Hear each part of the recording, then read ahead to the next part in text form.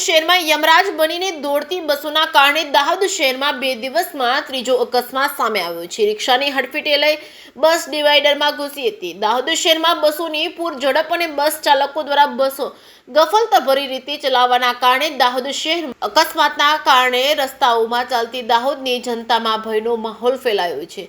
ગોધરા તરફથી ગોધરા રોડથી પૂર ઝડપે દાહોદ બસ ડેપો પર જતી GJ18ZT 1451 નંબરની બસનું ટાયર ફાટતા બસ નજીકથી પેસેન્જર ભરી પસાર થઈ રહેલ રિક્ષાને હડફેટે લેતા રિક્ષાએ પલટી ખાઈ ગઈ હતી। રિક્ષા પલટી ખાઈ જતા રિક્ષા ચાલક સહિત રિક્ષામાં સવાર 3 લોકોનો આબાદ બચાવ થયો હતો।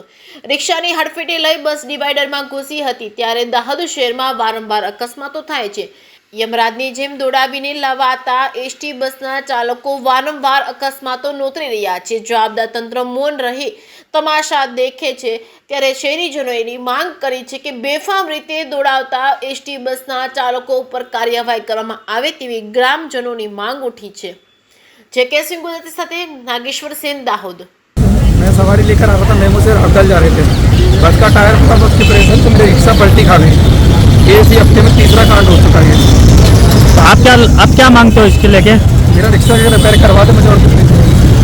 और तो मेरा खर्चा आएगा वो दे दे मुझे। और आप कहाँ से कहाँ जा रहे थे?